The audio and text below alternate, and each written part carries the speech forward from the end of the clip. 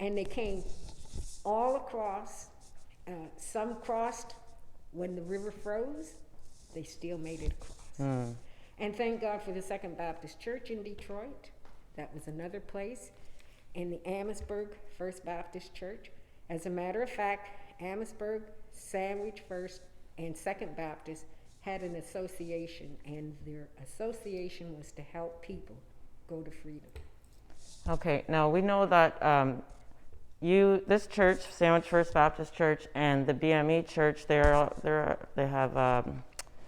put in a federal government grant ask, and we just recently found out, upsettingly, that BME was turned down for their, and what was said about that was that they weren't sure that they were being run by a total black coalition. Can you explain that a little bit, and maybe the British side of that? Okay. Just to tie that in a little bit with this church and what you're trying to do here as well. As a matter of fact, we've put in for the same federal grant, and we were told it was under review. And I said, I don't know if they went through the alphabet, and the BME being closer to the first part and Sandwich being closer to the end. It's been over a week and I still haven't heard anything from them, but I do want this known that we are all in alliance with the BME Church getting that money that is... Absolutely. That's our money. And it's our heritage. That's our heritage. That's our life. Absolutely. And what they're trying to do is destroy it and take things away from us. Now, the BME, how they became BMEs is because they fought alongside of the British in the War of 1812, and they always felt that they would have that protection from the British should the slave bounty hunters come looking for the slaves, the slave catchers, absolutely, as they were called. And our church, black enough? What kind of nonsense is that? It doesn't even make sense. You just have to wonder who's making these decisions. And how many people of color does he have on his board? His board. Making the decisions. Making these decisions. How can one man make a decision about something that happened down here when he knows nothing about our history? That's right. And has not asked anything about our history.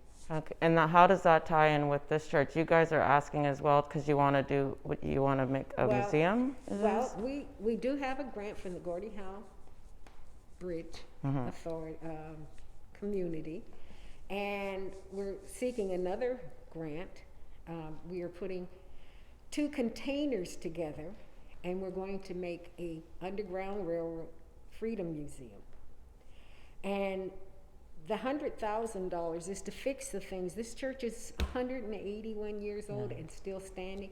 We have cracked windows. We have so much that needs to be done. Our floors are sinking. We need things done. And that's why we put in for the $100,000 grant.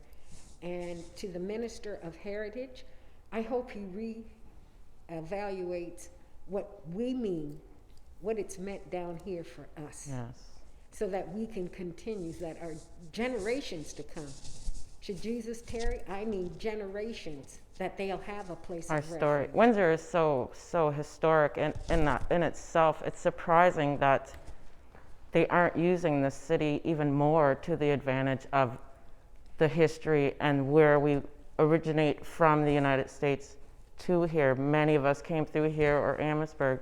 So it's very disheartening that we still haven't gotten the recognition as a city for the level that we assisted in helping our black people become free and attain their freedom. And I know there was something else you'd like to show us. But one other thing, and I just want to say this, a bushel, a candle on a hill with a bushel over cannot shine.